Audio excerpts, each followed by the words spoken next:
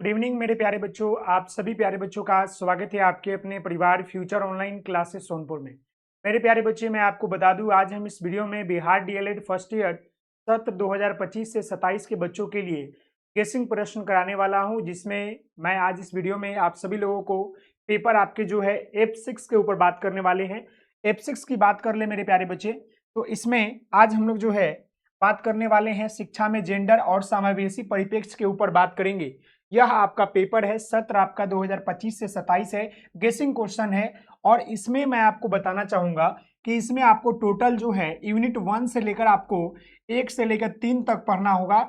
और इसमें हम आपको प्रत्येक प्रत्येक यूनिट से आपको लगभग जो है 5 से 6 प्रश्न कराने वाले हैं गेसिंग के तौर पर। मैं आपको बता दूं कि ये सारे प्रश्न को अगर आप कर लेते हैं तो आपका एग्जाम में 90% से ऊपर आपके सवाल यही से लड़ने वाले हैं। और इससे पहले हमने आपको जो है पेपर F1 से लेकर आपका F5 तक गेसिंग क्वेश्चन करा दिया है। और आज हम इस वीडियो में अभी आपको जो है पेपर आपका F6, जिसमें आपको जो है शिक्षा में जेंडर एवं समावेशी परिप्रेक्ष्य के महत्वपूर्ण गेसिंग क्वेश्चन कराने वाले हैं। तो आपसे निवेदन है कि अगर आप चैनल पर नए हैं तो चैनल को लाइक शेयर एंड सब्सक्राइब जरूर कर लेंगे मेरे प्यारे बच्चे। यहां पर ध्यान देने की बात है, यूनिट 1 के ऊपर चलते हैं और मैं आपको प्रत्येक प्रश्नों को समझाते हुए आगे बढ़ेंगे। और यूनिट 1 हमने आपको पढ़ाया है, जैसे कि आपको पता होगा। तो पहला सवाल यहां पर यह है, समावेशी शिक्षा क्या है, इसकी अवधारणा एवं आवश्यकता को स्पष्ट करें। मेरे प्यारे बच्चे, समावेशी शिक्षा कहने का मतलब होता है इंक्लूसिव एजुकेशन, यानी कि सबको शामिल करके एक प्रकार का शिक्षा देना ही आपका जो है समावेशी शिक्षा कहलाता है। समावेशी शिक्षा का मतलब होता है समाज में रहने वाले प्रत्येक वर्ग, जाति, धर्म, संप्रदाय के बच्चे, चाहे वो किसी भी जाति, धर्म, संप्रदाय से बिलोंग करते हो, चाहे उनका रहन सहन, खान पान कुछ भी अलग हो, लेकिन समावेशी शिक्षा के अंतर्गत उन सारे बच्चों को बिना किसी भेदभाव के एक साथ शामिल करके एक ही प्रकार की शिक्षा देना समावेशी शिक्षा कहलाता है। इसकी अवधारणा की बात कर ले तो इसकी अवधारणा यह है ताकि हम समाज के मूलभूत आवश्यकताओं से वंचित बच्चों को भी शामिल करके उनको आगे ले जाने का काम करें। और इसकी आवश्यकता यह है ताकि हम अपनी शिक्षा को मजबूत करें और समाज में छूटे हुए वर्ग या जो बच्चे समावेशी शिक्षा के अंतर्गत नहीं आ पाते हैं उनको जोड़ने का प्रयास करें और एक बेहतर शिक्षा प्रदान करें, ताकि समाज में रहने वाले प्रत्येक व्यक्ति, जाति, धर्म, संप्रदाय के बच्चों का विकास और शिक्षा जो है बेहतर मिल सके और विशेष आवश्यकता वाले बच्चों को भी इसमें जोड़कर आगे ले जाने का काम करें। तो उसी को हम लोग जो है समावेशी शिक्षा कहते हैं। अब हम लोग जो है दूसरे सवाल के ऊपर बात करेंगे मेरे प्यारे बच्चे। तो दूसरा सवाल यहां पर ये है, भारतीय समाज में समावेशन और अपवर्जन के विभिन्न जो है रूपों का वर्णन हाशिए का समाज, जेंडर, विशेष आवश्यकता वाले बच्चे और दिव्यांग जन के संदर्भ में करें। यानी कहने का मतलब है कि समाज में, भारतीय समाज में समावेशन का मतलब होता है समाज में रहने वाले प्रत्येक लोगों को शामिल करना एक साथ। दूसरा है अपवर्जन, यानी कि जो बच्चे अपवर्जित हो चुके हैं उनको भी जो है शामिल करना। अपवर्जन का मतलब होता है अलग अलग थलग करना, साथ ही साथ विभिन्न रूपों में। जैसे कि आप देखिएगा, हाशिए का समाज, हाशिए का समाज कहने का मतलब होता है समाज का वह वर्ग या वह लोग जो कि समाज के मूलभूत इकाइयों से दूर कर दिए गए हों, अलग कर दिए गए हों, उसके बारे में लिखना है। जेंडर की बात कर ले, विशेष आवश्यकता वाले बच्चों की बात कर ले कि जो हमारे समाज में अपवर्जन और जो समावेशन है उसमें विशेष आवश्यकता वाले बच्चों के ऊपर भी ध्यान देकर उनको समावेशित करने का काम करेंगे। साथ ही साथ जो दिव्यांग जन है उसको भी आगे ले जाने का काम करेंगे। तो कहने का मतलब है भारतीय समाज में समावेशन और अपवर्जन का मतलब ही होता है कि भारत में रहने वाले प्रत्येक जाति, धर्म, संप्रदाय के लोगों को एक साथ शामिल करके बिना किसी भेदभाव को उनको समाज के मूलभूत इकाइयों से रोटी, कपड़ा, मकान और शिक्षा से जोड़ने का प्रयास करे। इसके बारे में आपको यहाँ पर लिखना है मेरे प्यारे बच्चे। क्लियर है? जी हाँ। अब हम लोग जो है आगे बढ़ते हैं और आगे बढ़ने से पहले मैं आपको यहाँ पर बता दूं कि ये सवाल संख्या आपका 3 नंबर है और ये बोला गया है हाशिए का समाज से आप क्या समझते हैं। बिहार के परिप्रेक्ष्य में हाशिए का समाज के बच्चे का विद्यालय में समावेशन किस प्रकार हो सकता है, इसके बारे में बताइए। ये सवाल आपका वही पूछा है कि हाशिए का समाज का मतलब क्या होता है। हाशिए का समाज का मतलब होता है समाज के मूलभूत इकाइयों से अलग रखना, यानी वैसे वर्ग, वैसे लोग, वैसे जाति धर्म के लोग जिनको समाज के मूलभूत इकाइयों रोटी कपड़ा मकान और शिक्षा से अलग रखा जाए, उसी को हम लोग हाशिए के समाज कहते हैं। बिहार के परिप्रेक्ष्य में हाशिए का समाज के बच्चों का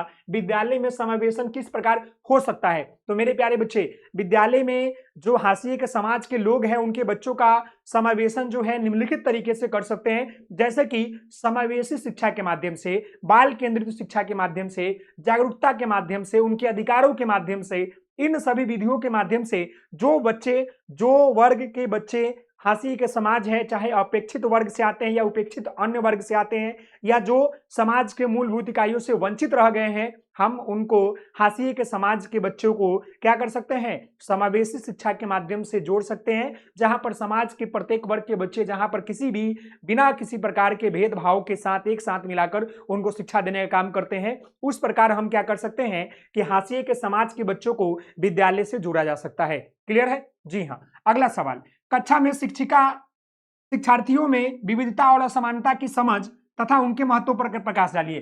कक्षा में शिक्षार्थियों में, यानी कि कक्षा में जो विद्यार्थी होते हैं उनके जो विविधता होता है और असमानता की समझ बताइए। देखिए, विविधता का मतलब होता है भिन्नता। हम सभी लोग देखते हैं कि हमारे कक्ष में प्रत्येक प्रकार के, मतलब कि हर एक प्रकार के बच्चे होते हैं। कोई कम पढ़ने वाला होता है, कोई ज्यादा होता है, कोई तेज होता है, कोई मध्य होता है, कोई अमीर होता है, कोई गरीब होता है। तो कई ऐसे प्रकार की विविधता देखने को मिलता है, कपड़ा लत्ता, पहनावा, खान पान, बोलचाल, तो उसके बारे में बताएंगे। साथ ही साथ असमानता, यानी कि जहां पर बराबर की इक्वालिटी न हो, जहां पर भेदभाव किया जाए, उसके ऊपर भी बात करेंगे कि हमारे कक्ष में भी जो है बहुत सारे भेदभाव देखने को मिलता है, विविधता भी देखने को मिलता है, असमानता भी देखने को मिलता है। कोई बच्चा नाटा होता है, कोई बड़ा होता है, कोई छोटा होता है, कोई तेज होता है। तो इस तरह करके उसके बारे में बताएंगे कि कक्षा में शिक्षार्थियों में विविधता और असमानता की समझ बताएंगे और उसका महत्व क्या है। उसका महत्व यह है मेरे प्यारे बच्चे कि अगर क्लासरूम में विविधता और समानता रहेगी, असमानता रहेगी, तो बच्चे उससे भी बहुत सारी चीजें सीखते हैं। एक दूसरे का आदर सम्मान भावना विकसित करेंगे, एक दूसरों के बारे में समझेंगे, जानेंगे, वो भी आपका आता है।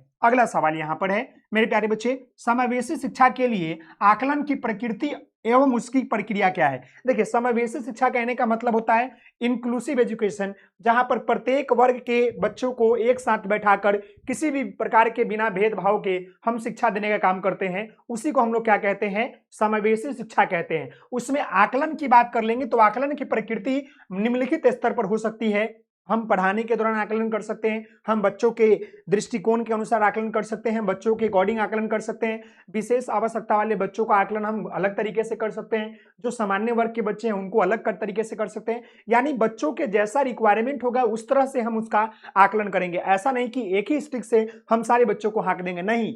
मान लीजिए कि अगर कोई एक बच्चा तेज है तो क्या सारे बच्चे तेज होंगे? नहीं होंगे। इसीलिए समावेशी शिक्षा के लिए आकलन की प्रकृति जो होता है लचीला होना चाहिए। हमें बच्चों की आवश्यकता और बच्चों के अनुरूप जो है हमें उनका आकलन करना चाहिए, जहां पर जिसको कमी है उसको दूर करने का प्रयास करना चाहिए और एक बेहतर माहौल और एक शिक्षण का कार्य करना चाहिए। क्लियर है? तो ये आपका यूनिट 1 का महत्वपूर्ण 5 सवाल थे, जो कि आपके एग्जाम में डायरेक्ट टू डायरेक्ट देखने को मिलेगा। अब हम लोग जो है यूनिट 2 की तरफ बढ़ते हैं मेरे प्यारे बच्चे। तो यूनिट 2 में देखिएगा, यूनिट 2 में भी हम आपको 4 से 5 सवाल कराएंगे, जो कि आपके एग्जाम के लिए काफी महत्वपूर्ण रहने वाला है। तो यूनिट 2 की बात कर ले तो पहला प्रश्न ही आपका क्या बोलता है? समावेशी शिक्षा में विशेष आवश्यकता वाले बच्चों, दिव्यांगजनों की शिक्षा के लिए ऐतिहासिक विकास, वर्तमान स्थिति, उनकी समावेशी शिक्षा की चुनौतियों का उल्लेख करें। मेरे प्यारे बच्चे, मैंने आपको बताया समावेशी शिक्षा, इंक्लूसिव एजुकेशन कहने का मतलब होता है समाज में रहने वाले प्रत्येक वर्ग, चाहे वो अंधा हो, लंगड़ा हो, लूला हो, चाहे वो विशेष आवश्यकता वाले बच्चे हो, चाहे गरीब हो, अमीर हो, हम सारे बच्चों को एक साथ मिलाकर एक समय एक सामान्य शिक्षा पद्धति के तहत जो है शिक्षा देते हैं। तो वही बोला है कि समावेशी शिक्षा में विशेष आवश्यकता वाले बच्चों की शिक्षा का ऐतिहासिक विकास। देखिए, जो भी विशेष आवश्यकता वाले बच्चे हैं, जिनका विशेष आवश्यकता वाले बच्चे कहने का मतलब है जिनको देखने में, चलने में, सुनने में, पढ़ने में दिक्कत आती है, जो अंधा हो, लंगड़ा हो, लूला हो, बोलने में दिक्कत हो, तो वैसे बच्चों का वर्तमान स्थिति जो है काफी सुधार है। क्योंकि अब जो है हमारे देश में, हमारे समाज में और हमारे राज्य में ऐसे कई प्रकार के जो है सुविधाएं आ गए हैं, जिसके माध्यम से हम विशेष आवश्यकता वाले बच्चों को भी जो है सामान्य विद्यालय में डाल सकते हैं, जहां पर सारे बच्चे एक साथ मिलकर पढ़ाई करते हैं। लेकिन अक्सर देखा जाता था पहले कि जो बच्चे विशेष आवश्यकता वाले बच्चे थे, जिनको देखने में, चलने में, बोलने में, सुनने में दिक्कत आती थी, वैसे बच्चों को शिक्षा नहीं मिल पाती थी, वैसे बच्चा शिक्षित से वंचित रह जाते थे। लेकिन वर्तमान का स्थिति में काफी बदलाव आया हुआ है। साथ ही साथ उनको समावेशी शिक्षा में चुनौतियों भी का उल्लेख करें। तो समावेशी शिक्षा के अंतर्गत सामान्य बच्चे तो जल्दी सीख लेते हैं, लेकिन जो मध्य बुद्धि वाले होते हैं, जो विशेष आवश्यकता वाले बच्चे होते हैं, उनको सिखाने में शिक्षक के पास कई तरह की कठिनाइयां सामना परेशानियां आती है। उन परेशानियों को दूर करने के लिए भी जो है शिक्षक तैयार रहते हैं। शिक्षक कई प्रकार की गतिविधि, रंगमंच, नाटक, आईसीटी का उपकरणों का प्रयोग करते हैं, तरह तरह के विधियों गतिविधियों का प्रयोग करके उन बच्चों की दूर करते हैं समस्या को, और एक सामान्य पद्धति के अंतर्गत जो है सामान्य बच्चे और विशेष आवश्यकता वाले बच्चों को एक साथ शिक्षा देने का काम करती है। तो इसके बारे में आप यहां तक पूरी डिफाइन कर देंगे, आपका ये आंसर तैयार हो जाएगा। अगले सवाल की तरफ बढ़ते हैं।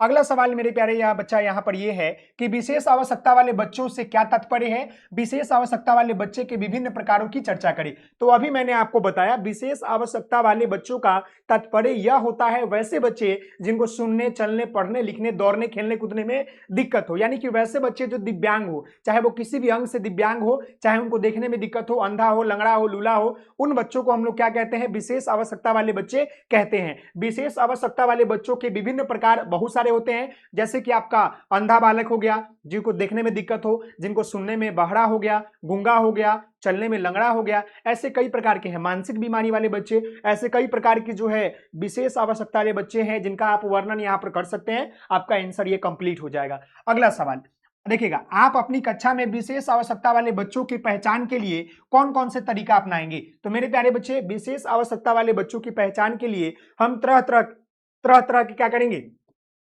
एक्टिविटी करेंगे और पता लगाएंगे। मान लीजिए कि हम बुक पढ़ाएंगे, तो बुक पढ़ने के माध्यम से हमें पता चल जाएगा वैसे बच्चों का कि जिन बच्चों को देखने में दिक्कत हो। जैसे बच्चा बुक खोल के पढ़ना शुरू करेगा, उसकी अगर आंखों में प्रॉब्लम होगा तो वह बुक नहीं पढ़ पाएगा। तो इससे भी हम पता लगा सकते हैं। तरह तरह के खेल वाले गतिविधि कराएंगे, जिनको चलने में दिक्कत है या किसी तरह के मतलब लंगड़ापन है तो उससे पता चल जाएगा। हम तरह तरह के जो है लिसनिंग वाले काम करेंगे, बोलने में जिनको दिक्कत है उनको भी क्या करेंगे, वार्तालाप करने का प्रयास करवाएंगे। तो ऐसे कई प्रकार की गतिविधि है, विधि है, जहां पर हम पता लगा सकते हैं। मानसिक बच्चों के लिए, वैसे बच्चों के लिए हम क्या करेंगे, मंद बुद्धि का पता लगाने के लिए हम टेस्ट लेंगे, उनसे कुछ सवाल पूछेंगे, बात करेंगे, तो उससे पता चल जाता है। हम बच्चों को कई प्रकार के जो विशेष आवश्यकता वाले बच्चे होते हैं उनको देखकर भी पता लगा सकते हैं। कुछ ऐसे बीमारी होते हैं जो देखने से नहीं बल्कि उसको समझने से, सुनने से, पास में बैठकर काम करवाने से पता चलता है कि ये भी आपका विशेष आवश्यकता वाले बच्चे हैं।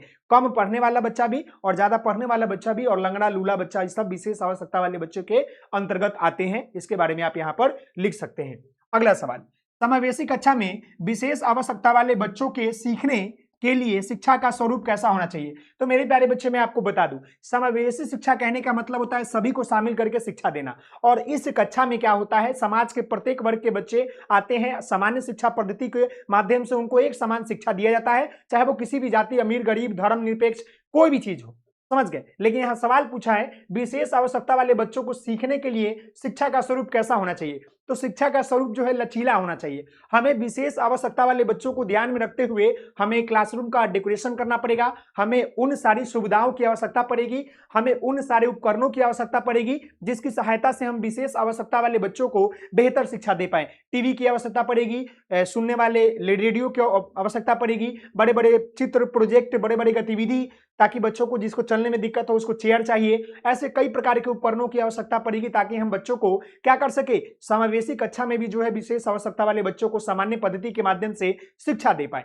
साथ ही साथ यहां ध्यान दीजिएगा, विद्यालय में समावेशी शिक्षा के अंतर्गत शिक्षकों की भूमिका एवं उत्तरदायित्वों को संक्षिप्त में वर्णन करें। देखिए, विद्यालय में समावेशी शिक्षा के अंतर्गत यानी विद्यालय में समावेशी शिक्षा यानी सबको शामिल करके जब हम शिक्षा देते हैं तो शिक्षकों की भूमिका महत्वपूर्ण हो जाती है, क्योंकि शिक्षक को सारे बच्चों के ऊपर ध्यान देना होता है, चाहे वो तेज हो, कमजोर हो, चाहे वो किसी भी जाति, धर्म, संप्रदाय से बिलोंग करता है, चाहे वो विशेष आवश्यकता वाले बच्चे ही क्यों ना हो। हमें सभी बच्चों के ऊपर बेहतर ध्यान देना पड़ता है और जिनको जहां भी दिक्कत होता है उनको सहयोग करके, चाहे चलने में हो, बोलने में हो, सुनने में हो, पढ़ने में हो, हम उन सारे बच्चों को एक साथ लेकर आगे बढ़ने का प्रयास करते हैं। और शिक्षक भी जो है कई प्रकार की भूमिका निभाते हैं। शिक्षक हर कदम पर बच्चों की मदद करते हैं, जो भी उनकी आवश्यकता होती है उसकी पूर्ति करते हैं और जो भी उपकरणों की आवश्यकता होती है उसे मंगाकर बच्चों को सौंपते हैं ताकि उन उपकरणों का प्रयोग करके बच्चे जो है बेहतर तरीके से शिक्षा को प्राप्त कर सके। तो आप जो है यहां पर इसके बारे में लिख सकते हैं। तो ये आपका 2 यूनिट का जो सवाल हमने बताया, मैं आपको बता दूं एग्जाम में आपको इससे बाहर नहीं आएगा।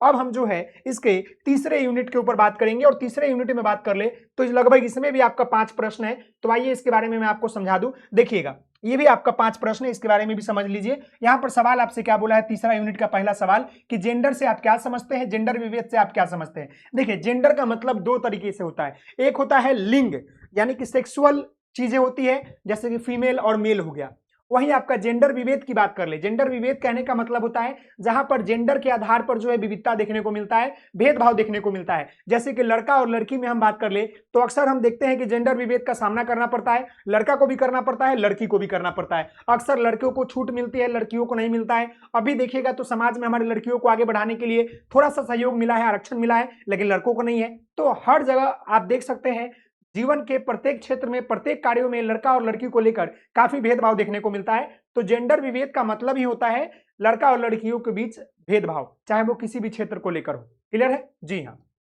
देखिएगा पितृसत्यात्मक परिवार से आप क्या समझते हैं, इसकी विशेषता बताइए। देखिएगा इसके बारे में समझिएगा, मैं आपको बता दूं, ये अभी नहीं पढ़ाया है लेकिन मैं आपको बता दूं कि पितृसत्यात्मक यहां पर क्या लिखा है। पितृसत्यात्मक का मतलब होता है पिता, पिता का शासन, पिता का शासन, पिता का शासन या पिता का अधिकार,